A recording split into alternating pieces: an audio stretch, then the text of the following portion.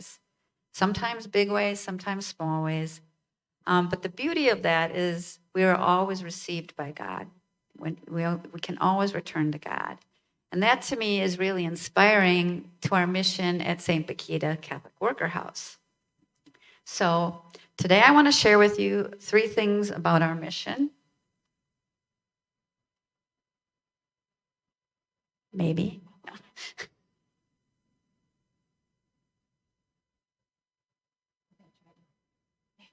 Okay. First, I'm going to talk about St. Josephine Bakhita. How many people have heard of her? Yeah, very few. So it's really fun to be able to do this. The second thing I want to do is do a brief overview of Dorothy Day and the Catholic Worker Movement. How many people have heard of that? A few more, not a whole lot. So, and then I want to talk to you, kind of marry those 2 things, and talk to you about our community of respect, love, and dignity at St. Bakhita Catholic Worker House in Milwaukee. So one of the, like I said, so one of the privileges over the last year has been to introduce many people tell them a little bit about the extraordinary life of St. Josephine Bakhita. It's not a real deep dive today, but I think you will get a bit of a taste of how profoundly holy and merciful this woman was during her time on earth. St. Josephine Margaret Bakhita was born around 1869, so not that long ago, really, in the Darfur region of Sudan. She was a member of the Daju people, and her uncle was actually a tribal chief. And she always said until the time she was 8, she had a really relatively happy and prosperous life. And as a child, she said she never knew suffering. But sometime in 1877, she was kidnapped by Arab slave traders and forced to walk barefoot over 600 miles to a slave market. Imagine that, all these beautiful children that were here.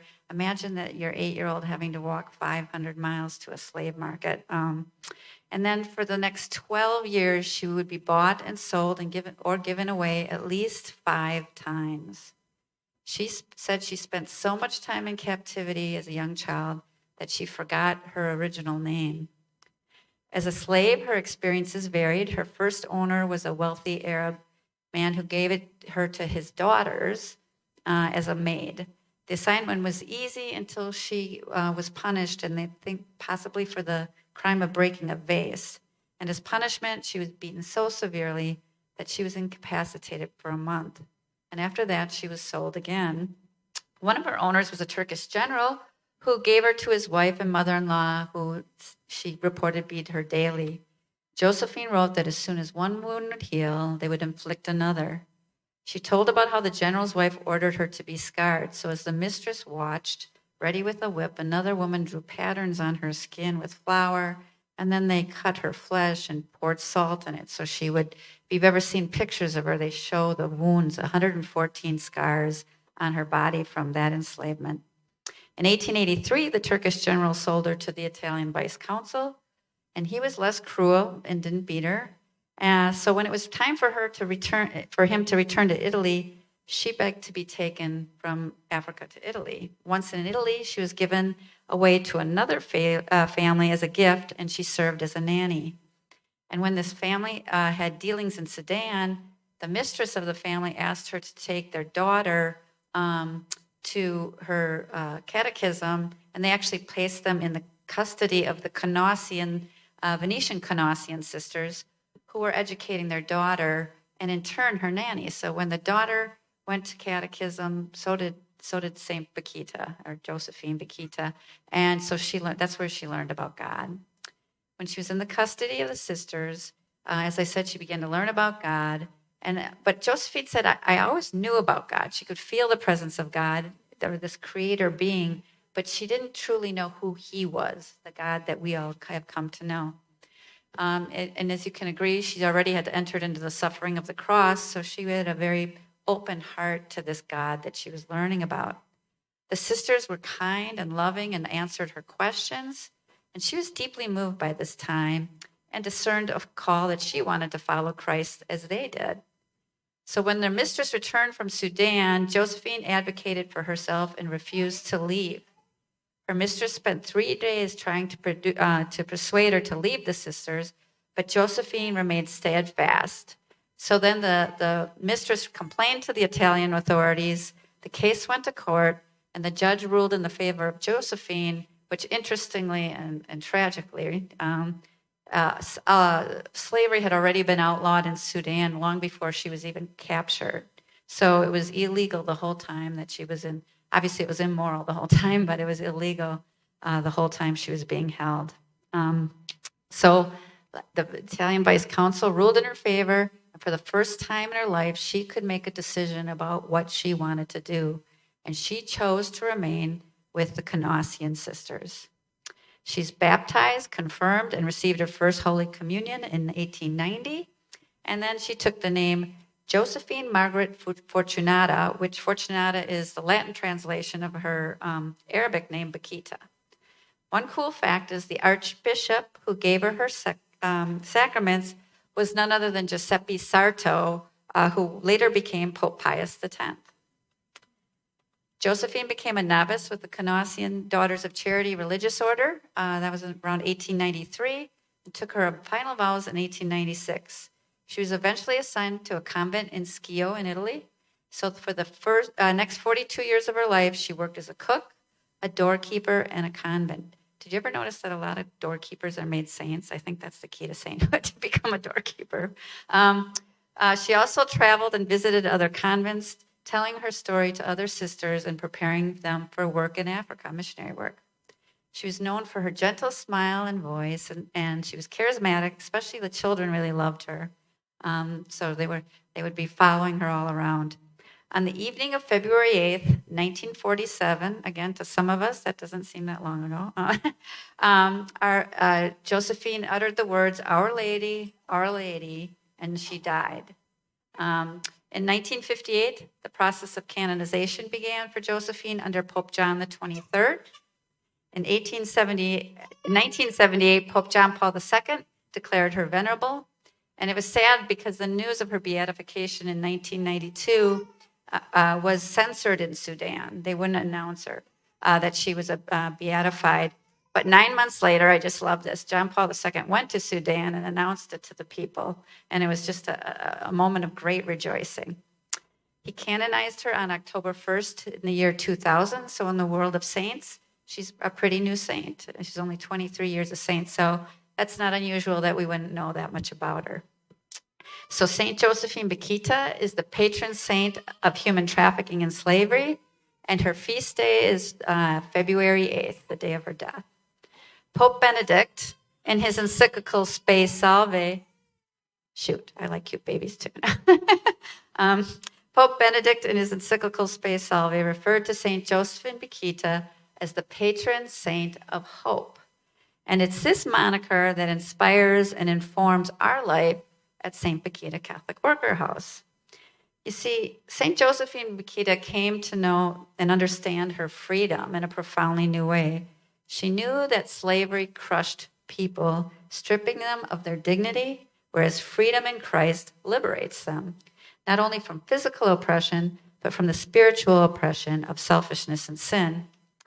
And St. Bakhita took this even further. She even chose to love those who enslaved her. It's my belief that the only way we can do this is to see Christ in them. She let her faith nourish her to the point that she could embrace those who enslaved and tortured her. I always share this quote. It's the most famous quote about her, and it sends chills up my spine every time I say it. Someone asked her what she would do if she met the people who enslaved her. She said, if I was to meet those slave raiders that abducted me and those who tortured me, I'd kneel down to kiss their hands, because if it had not been for them, I would have never become a Christian and a religious woman. Think of that kind of profound mercy. I mean, what implication does that have for people like you and I, right? Dorothy Day, the founders of the Catholic Worker Movement, once said, you only love God as much as you love the person the least. So think of the person you love the least. Just kind of a mean thing to do, but we all have them. That is how much you love God. That's a big statement. So St. Bakhita chose to thank and show mercy and love to those who imposed on her unthinkable cruelty and harm. And I think this is really a good thing to keep in mind today, because this world, to me, has never been so divisive and so much vitriol being said out loud. So if we can keep this idea of this incredible idea of mercy and forgiveness and openness to people that maybe we don't think deserve it, we would maybe be living in a little bit more Christ-like world. So speaking about Dorothy Day is now considered a servant of God. She's on her way to sainthood. So let's pivot now away from St. Bakhita and go to Dorothy Day.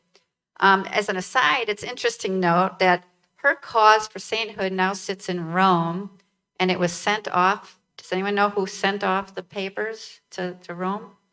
Cardinal Dolan, our very own. On a Mass on December 8th, 2021, there was a big Mass on the Feast of the Immaculate Conception, which is a very, kind of marks the beginning of Dorothy's journey. He was at St. Patrick's Cathedral in New York. The Mass sent out several tons of papers to Rome because they finally had gathered all of the paperwork, including a lot of paperwork from Milwaukee, because Dorothy Day's files are held at Marquette University, much of her papers, which I'll talk about in a bit. So Dorothy co-founded the Catholic worker movement way back in 1933 as an effort to bring the social teachings of the church to the laity, to people like you and I, where these teachings are lived out in a manner with absolute fidelity to the gospel and to the Catholic Church. Dorothy Day is often misunderstood due to her pre-conversion life choices, which were not the things that people think of sometimes when you think of saints, some saints. So she also, prior to discovering the rich teachings of the church, was involved as a newspaper journalist with the communist movements of the 1920s. But what she was doing was she was actually looking to find a group who were actively helping the poor and exploited workers whom she saw living all around her in the tenements of Chicago and New York, where she was living with her family.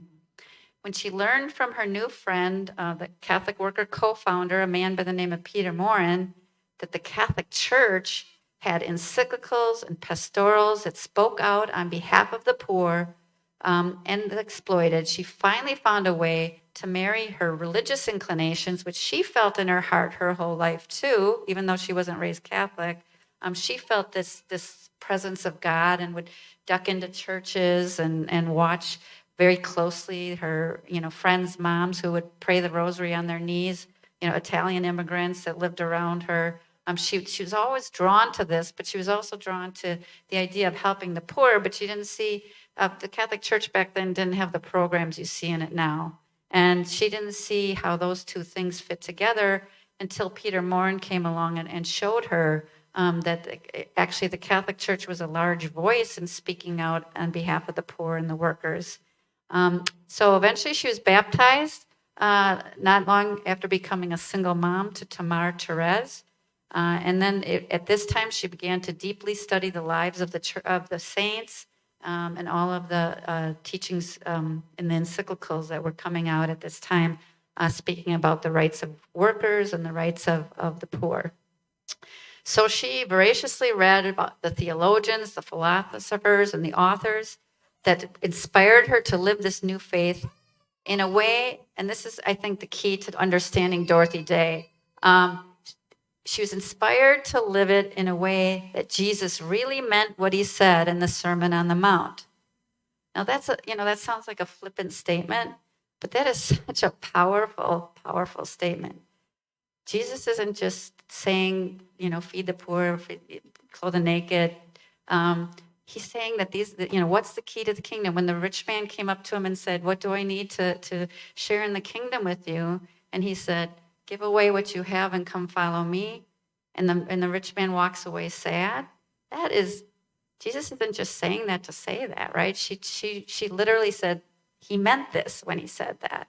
And that's kind of what she sets Dorothy Day apart from, I know me, and I don't know about you, but to really, really take that seriously and really believe that Jesus meant what he said. So she and this Peter Morin launched a movement that was grounded in the unwavering belief that each and every person is Christ himself. Every person, no matter what, is Christ himself. They launched a movement that adopted a lifestyle of absolute solidarity with the poor by choosing to live in voluntary poverty with those who are poor. Catholic workers give shelter to the homeless, food to the hungry, clothes to the naked, and promote justice for the exploited. They are unwavering in Christ's teaching to turn the other cheek. Theologically, the Catholic worker movement is rooted in Christian personalism, which Dorothy espoused long before the pontificate of John Paul II, who strongly preached Christian personalism. He spoke about this a lot. If you read his documents, Christian personalism is really, and it's all about seeing Christ in every person. People are to be treated simply with love. It's a very complex yet simple teaching. We see Christ in every person, and we treat them simply with love. And every action towards the other should spring forth from this love. In other words, we bring our whole self to God and others by being who we're created to be, and then treating everyone, no exceptions, none at all, with love and dignity. And since love cannot exist in isolation, we are called to interpersonal relationships and to live and work in community. We can't do this in a silo. I mean, we definitely need our alone time with God and our relationship with God, but we're called into community just as Christ was in community. So Dorothy put this newfound faith, which was always, as I said, in her heart and soul, into action. She started a newspaper that educated and advocated for the poor in the context of the gospel and Catholic social teaching. Her and Peter launched houses of hospitality. The movement grew and houses began to spring up all over the country. It turned out that the Catholic laity, that's you and I, was hungry to learn about their faith and put it into fully committed action. Many people of other faith traditions were also attracted to the earnestness of this movement, as well as people of no faith tradition at all. Dorothy and Peter began to infuse a monastic way of living into the movement. Matter of fact, Dorothy was a professed Benedictine Oblate. So they started to adopt a rich prayer life that was part of the day, including the liturgy of the hours, daily mass. And then they would hold roundtable discussions and education and retreats, and even agrarian efforts like you find in a monastery. Today, there are over 200 Catholic workers around the world. I just got back from the Philippines in September, and I was speaking to I messed up the visit. I didn't set the right date, but there's a Catholic worker in the Philippines. It's amazing. They're all over the world. We have a couple in Milwaukee. And Milwaukee actually was a kind of an epicenter for the Catholic worker movement because Dorothy Day came here a lot, and I'll talk about that in a little bit. So many of the Catholic workers still publish newspapers. New York, which is the mother house where Dorothy lived, still sends out a paper for a penny a month. A penny a copy. They were always sold for that. You can still get it for a penny a copy.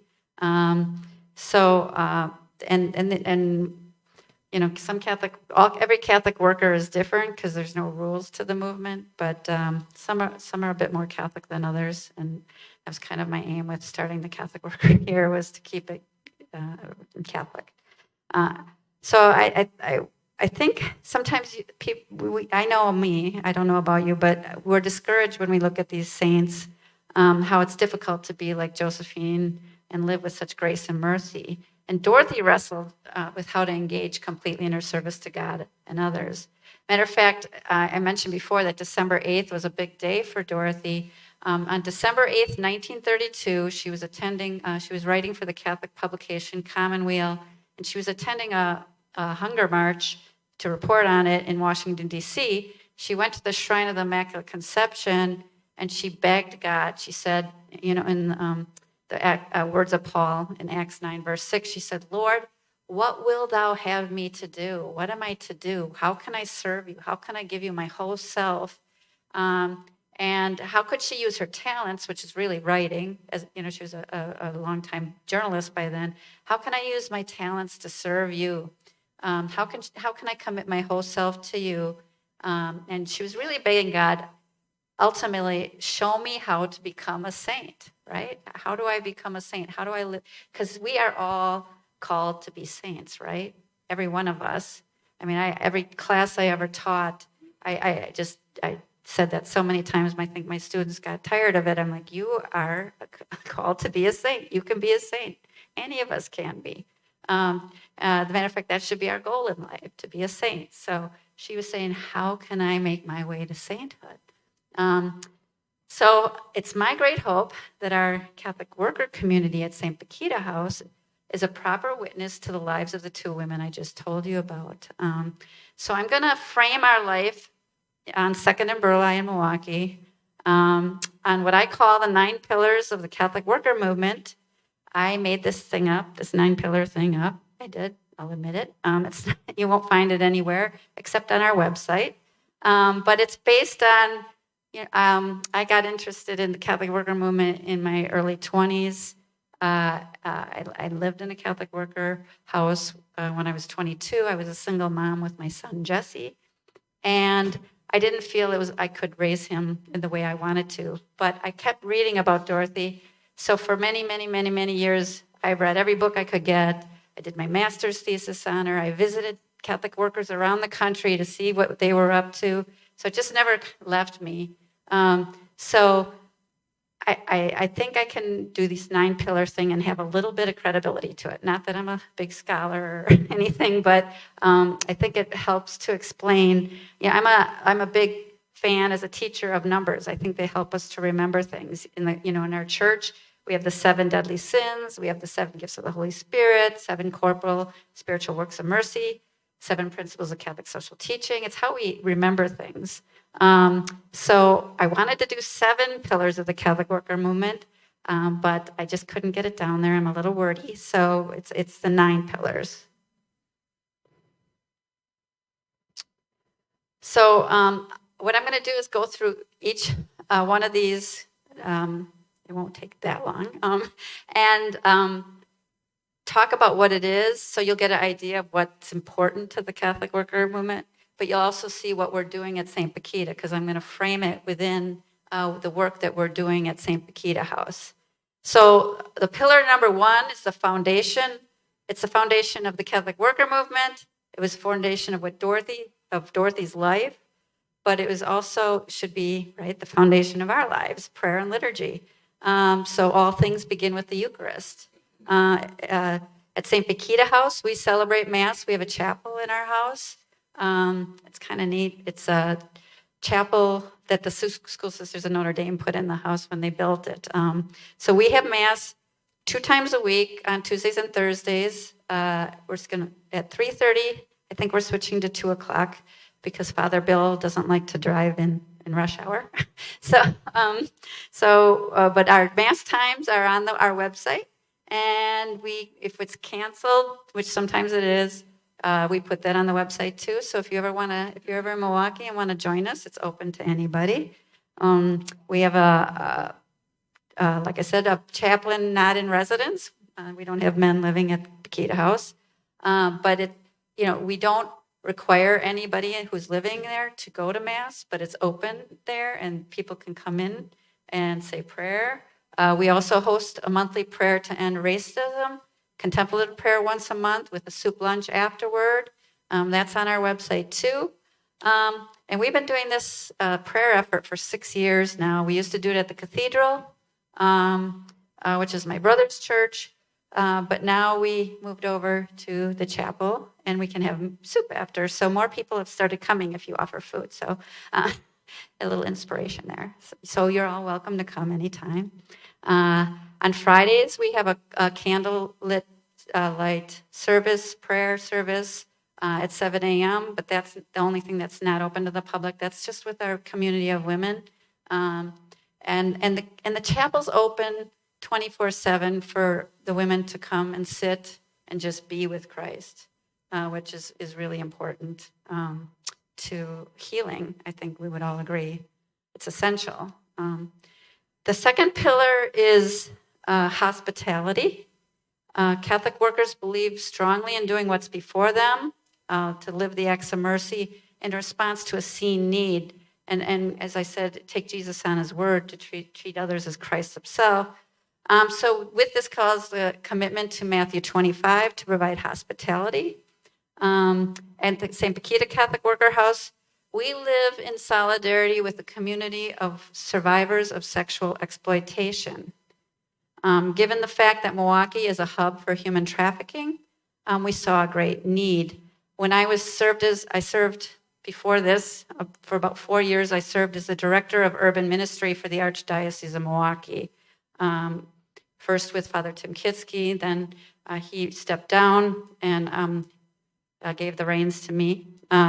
So in this job, I saw that housing was badly needed, and I was working with the Franciscan peacemakers and their Clare community, and I knew they were looking for expanded housing. They only had 3 bedrooms.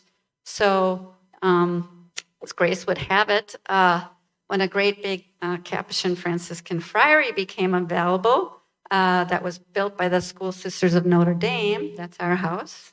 It's big and beautiful. It's on 2nd and Burleigh, next to St. Martin de Porres, which used to be St. Elizabeth, which also happens to be where my mom and dad met each other when they were 8 years old. So it's kind of neat. They were married there, and we were all baptized there, so it's almost like returning home. But so I was teaching a course to the Franciscan postulants, and I just kept saying this house would just be the perfect Catholic worker house. Well, all of a sudden, the last year, I think it was about 2019, 2020, they said, well, we're moving. So just like St. Francis, just thought, well, let's ask for it. And they gave it to us. So such an incredible gift to us. And we do have a Capuchin on our board, and also a School Sisters of Notre Dame, a sister to honor the legacy of the building. Because without them, we wouldn't have this beautiful healing space for the women who come to us. We launched in September of last year, 2022. We have served 9 women so far. So please pray for, we have 4 right now, 2 graduated, several we lost to repeated addiction issues. But the one we have, please pray for those who left and those who stay with us right now. We're looking for 1 or 2 more women right now. Ultimately, Catholic workers then try to see Christ in all of them, and we try to form this community with the people that we live with. There's no differentiation except for our women live on the 2nd floor, the Catholic workers live on the 3rd floor. We live in community with the women 24/7, and we try to see ourselves as one community. The 3rd pillar, going back to the list, is voluntary poverty or simple living. Catholic workers strive to live simply so that there's enough for others. I would say our St. Bakhita Catholic Worker Company, we are very careful with how we spend our resources. We're intentional in our choice of where we live. We choose to live in the central city, to live in solidarity with those who are in poverty or living on the margins. But we cannot deny that we have an extremely beautiful home. I always kind of joke that we live in the bougie Catholic worker because it's so nice. But we really have been given so many nice items, people's couches, chairs. We've had sponsors of our rooms who've made the rooms just beautiful sanctuaries for our women. So we live in a really nice, beautiful space. Some Catholic workers, if you go to them, they kind of seem a little dumpy, and that's the whole thing about voluntary poverty. But I don't think it's necessary that you do that, especially in the type of people we're living with. And plus, Dorothy Day always used to quote Dostoevsky and say, "The world will be saved by beauty." So we should surround ourselves with the beauty of God. So it's a very nice, it's a humble place, but it's a very beautiful place. The 4th pillar is work. The Catholic worker tradition elevates the idea of valuing skilled craftsmanship. It champions the ownership of the means of production, just wages, and dignified working condition. It It opposes the glorification of consumerism, materialism, and the amassing of obscene amounts of wealth. And why? Because it involves seeing Christ in all people, working to create a world where all people can live in dignity. We are blessed in our partnership with the Franciscan Peacemakers to witness our women survivors working on, they work with the Peace and All Good award-winning social enterprise that they have. They make soaps, lotions, candles, bath bombs. So the women get work skills while they're living with us. They can live for up to 2 years with us. So they can build a resume. They work. They set aside a percentage of half of what they make for when they leave, so they have enough money to rent an apartment. One woman saved enough to put a down payment on a house. They learn some financial literacy skills, open bank accounts, learn to be, the dignity of labor, learn to how to manage their finances and work and go out into the world. We also help them navigate the education systems. One's working on her GED right now. We have another woman who's going for her CNA license. I've helped. I thought I was done with FAFSAs when my kids all graduated from college. Well, there they are again. But anyway, so it's been beautiful to watch them become empowered by working. That's the dignity of labor. That's becoming your whole self. We're all co-creators, right? We're all called to be co-creators. And part of that is the labor we do. Think about how many hours we spend in our lives working. Well, it's hard to live in dignity when these working conditions aren't dignified. The fifth pillar is education. Peter Moran, again, I told you, the co-founder of the Catholic Worker Movement, liked to espouse the idea that workers are to become scholars and scholars are to be called workers. Again, this is a way to express respect for the whole person and a way of promoting the dignity of each individual as we live an integrated life. The women in our home are encouraged and aided, as I told you, to advance their educations. We have a library in our house, in the dining room, with books that can be read. But never taking away the idea that we all are full integrated people, and we all can learn, we all can work, and that shouldn't be separated. We also feel that events such as today, we feel it's a gift to be able to educate people. This is part of the education on St. Josephine Bakhita, on Dorothy Day, on the Catholic Worker Movement, on our Catholic Worker House. Currently, we're involved in an 8-month educational opportunity. We're calling it a Dorothy Day Deep Dive. We're reading 2 books that were written about Dorothy Day. I think they're the best books ever written on Dorothy Day. And we're doing a book study. We only have had 1 session and have room for a couple more people if anyone's interested. It's a bit of a long drive. But so these 2 books were written by a man by the name of William Miller. William Miller was a professor at Marquette University, and he's the reason why Dorothy Day's journals, diaries, letters were sent to the Marquette University archives.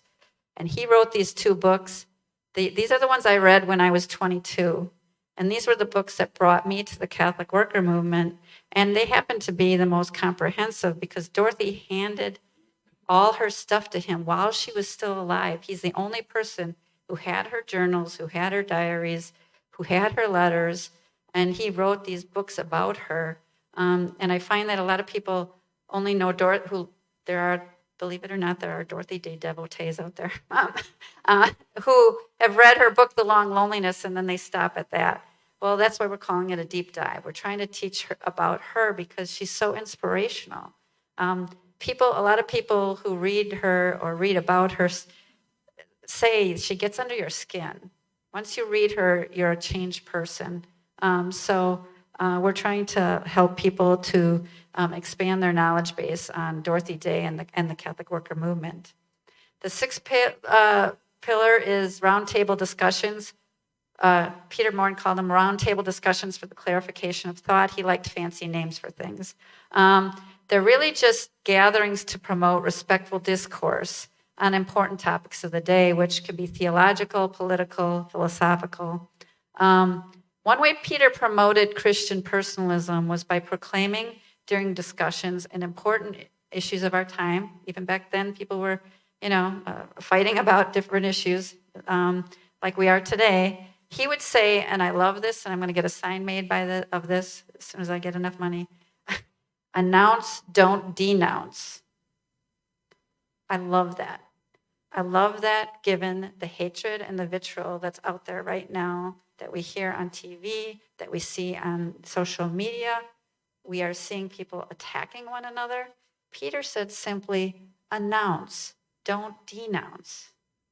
We don't need to attack people. Matter of fact, when we attack people, they shut down, they close their heart, they dig their feet in. You are not going to change anyone's heart by being mean and accusatory.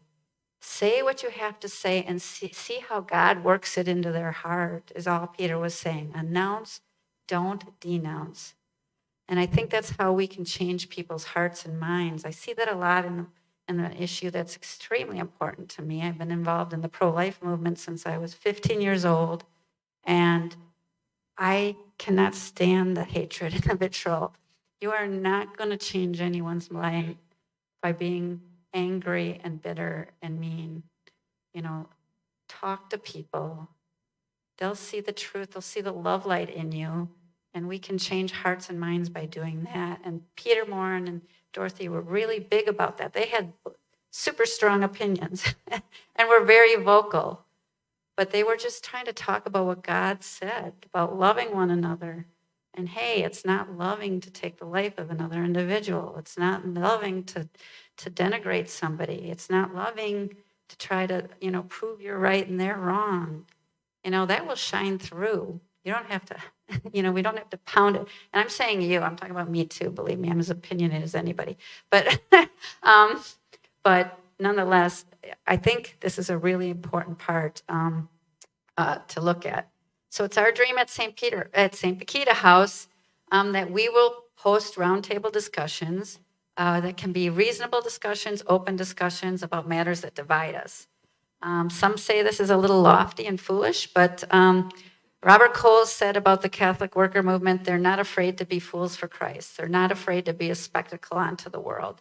So if it's foolish, so be it. We're going to give it a try. Hopefully it'll work. I have a feeling it'll work sometimes and not others. The seventh pillar is the retreat. Now you have to understand, back in the 30s and the 40s, lay people didn't go on retreats. It was mostly the thing of ordained people, sisters and brothers and priests. So Dorothy really saw the importance of the retreat. That pattern that Jesus showed us: go, heal, be with the people, go to the desert, rejuvenate, get close to God. You can only do the work when you're bringing Christ into your heart, so you can bring it back to the people. So Dorothy was a trailblazer when it came to that. She promoted the retreat very heavily, especially in the 1940s and 50s. And so, it's a really necessary component of living a well-rounded and balanced spiritual life. At St. Bakhita House, we posted many retreats in our beautiful community room. We have a big, huge room that accommodates up to 20 people. And we're going to continue to do this. We have one coming this Saturday. And if you ever have a group that you want to come and have we don't charge or anything. If you want to host a little retreat in our community room, you're more than welcome. The eighth pillar involves agronomic universities, which is another Peter fancy name again, which really means farms and gardens. Peter believed, really championed the idea that to become one's whole self, one must get close to the earth. He reminded that we are all part of God's creation, and learning to sustain ourselves and makes us appreciate the nourishment that God provides to us. He said that a healthy culture needs to have a proper regard for the soil. I think we're seeing that a lot today about this disregard for the soil, disregard, the whole idea of farming dying out, things like that. So Peter was a prophetic voice in the idea that, we got to get our hands a little bit dirty to know to get to know our Creator. At St. Bakhita House, we got a $250 Bridge Builder Award from the World Mission Office, so we were able to put in a garden this year. And I never knew how to do a garden, and we actually grew things. It was great. We had a ton of tomatoes and greens. It was really neat to see the women picking these and having it in our kitchen, what we grew ourselves. We were actually able to share our bounty with the parish next door. After Mass, we handed out produce. Next year, an Eagle Scout is going to come and build us planter boxes, or someone going on their way to be an Eagle Scout. So we're going to have planter boxes, which is really nice because the soil in our areas is kind of iffy. So it'll be nice to have these raised planter boxes. We're also hoping next door there's a home it's you can't even imagine what this house looks like. It's boarded up. The cement steps are falling off. It's just the most disrepaired house you've ever seen. We're hoping that eventually we can get a hold of that property and put in a huge community garden is our dream. So we will have a true agronomic university. The ninth pillar is social action. Dorothy Day saw that Catholic workers should engage in social action, but it always should be rooted in the gospel and the teachings of the church, and it should always be nourished by the Eucharist. It should be informed by the papal encyclicals and through the social teachings and pastorals of our bishops and our Pope. So our actions devoted to preferencing the poor and those on the periphery and the margins we always root everything we do in that. At St. Bakhita House, we want to become. It's not anything I've been super involved with. We are a member house of the United States Catholic Sisters Against Human Trafficking, who do a lot of advocacy work. They just changed their names to the Alliance to End Human Trafficking because the sisters are getting more aged and there's more lay people becoming involved, so they wanted a term that was more neutral. And it says below the name, founded and I don't know, supported by the Catholic Sisters, United States Catholic Sisters. As I went to a conference on that in Skokie about a month ago, and I saw that name change, and I saw that sister thing, and I'm just thinking, oh my gosh, I hope in 10 years they don't drop that bottom line, because that's what I see a lot in a lot of the social efforts of the Catholic Church. All of a sudden, the Catholic, there's so many things going on in Milwaukee that were started by Catholics that people have no clue. And I think that's really sad because it's something we can be proud of, and it's such a great evangelization tool. So why should we drop that? But this is just all my personal opinion. I'm sorry, I went off on a tangent. So we try really hard in what we do to root our daily actions, loving and living in solidarity with those in need, and hopefully reflect this our care and concern. Living in solidarity. Our care and concern are social actions in and of themselves, is what I'm trying to say. So even though we're not doing advocacy in Washington, D.C. or in Madison or whatever, a social action can be rooted in love and daily community too. So I hope these 9 pillars help you to further understand the Catholic worker movement. It's not just, it's really important to know that it's not just a place. A lot of people think of the Catholic worker as a house or a place. It's really a way of living and moving in the world as we humbly try to make our way to sainthoods, which is what we are all called to do. I hope this overview gave you a deeper look at the life of Dorothy Day, the life of St. Joseph in Bakhita. And one of these days, the children will be dressing up like little Dorothy Days when she's made a saint. Most importantly, I hope you remember and celebrate, like I said, your own call to both this community on earth and your sainthood that you're called to in the afterlife. God bless you. Thank you so much for having me here today. It's just a joy to be here in this community. And I find it to be a very beautiful community every time I've come out here. So thank you.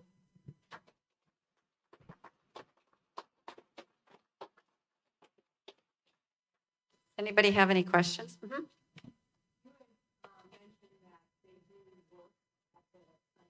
Mm-hmm. Right. Mm-hmm.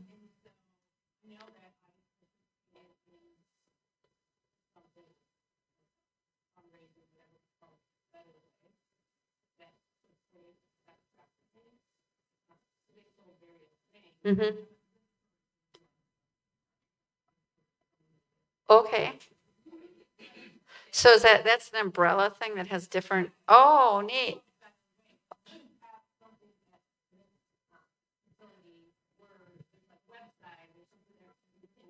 Sure, sure. All you have to do is Google Peace and All Good.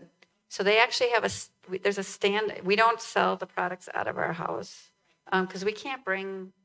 A lot of Catholic worker houses are open to bringing, someone's hungry or they need food. We're very protective of our women, so we can't really let people come in and, like that or buy items or whatever. But on Lisbon Avenue, like 38th and Lisbon, there's a shop called Peace and All Good that sells the products. You can also get them online. You can order them on their website. They ship.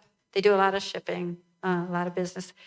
They sell and sell several. There's a store in West Bend that sells their products. They're at a lot of farmers markets, and women learn social skills that way. Once they feel comfortable and have been with the community for a while. It's called the Clare Community, which is our partner community. They get out and sell these items, and learn how to speak with people and really grow confidence. Peace and All Good. Pace Bene, which is a Franciscan. Yeah. Anybody else? No, not yet. I mean, it's a tough area. I mean, I had to call 911 2 nights ago. There was arguing and then 5 gunshots. I mean, it's not the best area, but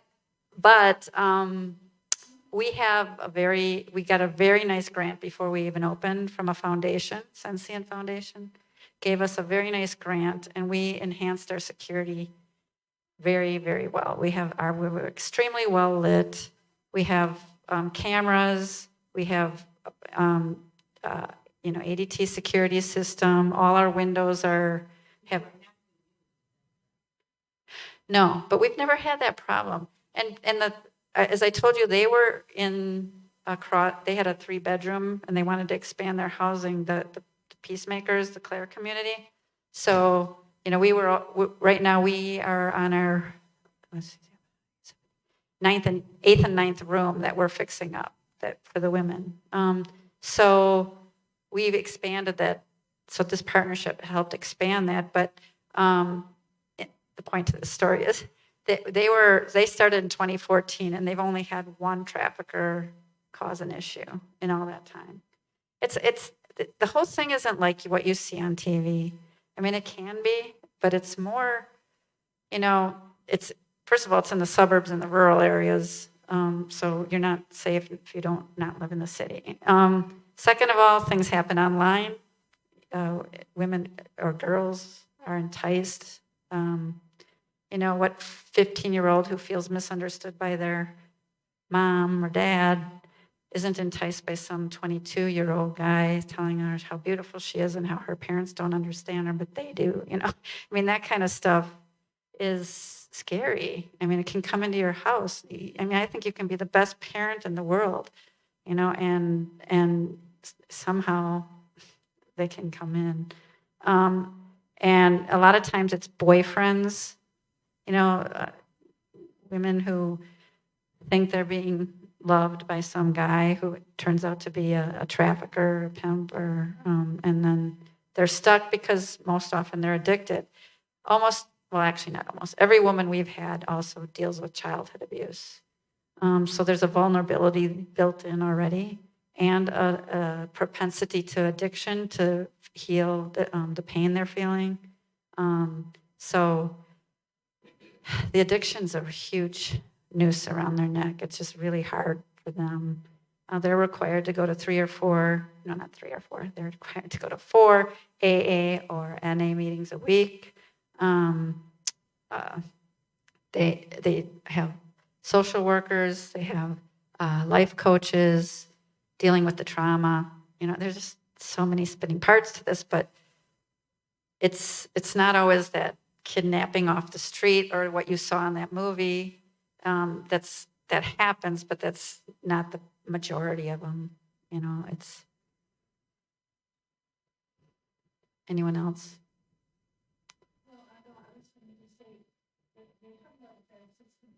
Mm-hmm.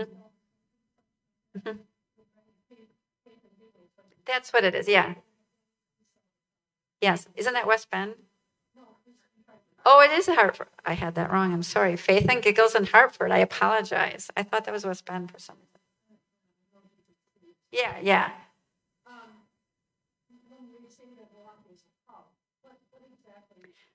Well, if you look at the routes that traffickers, yeah. So Illinois, Chicago to Milwaukee. At one time, and I don't know if this is still true, but it was like there was like pimp conferences here. Like it was a place that people would come and learn the tricks of the trade, so to speak. So Milwaukee, is on that list of places that are heavily, we also have, well, we have a lot of rural area. I don't want to paint this as just a Milwaukee thing because it's just not. Truck stop thing, it's rural thing, strip club thing, almost, and I until we address those problems, we're not going to make a huge dent in this. So, anything else? Well, thank you. I really appreciate it. Thanks.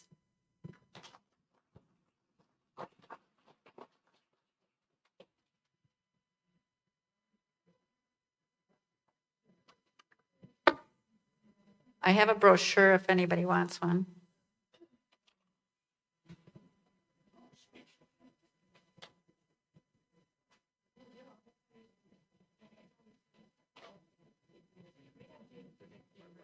Okay.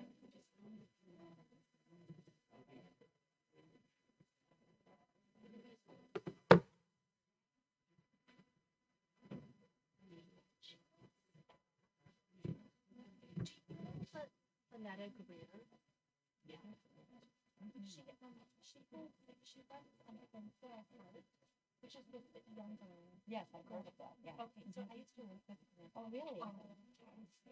So she worked with the Catholic Charity. Okay. She was, school counselor at the school that, oh, what's wrong with that?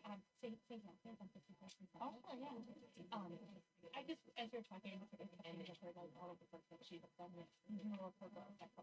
Oh, yeah, I would like to connect with her because I've read about that. I didn't remember her name, but I was like,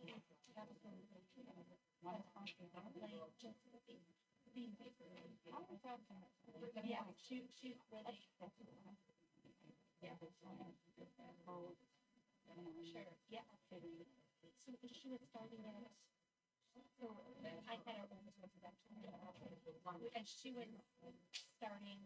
I was getting him. So anyway, I didn't continue teaching it, and I think like the color that she was with it.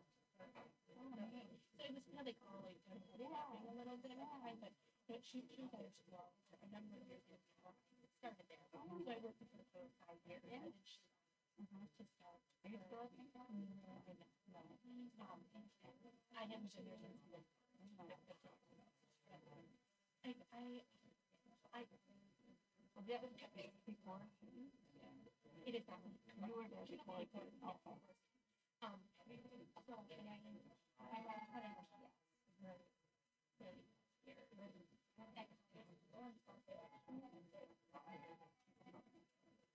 okay, sure. So she would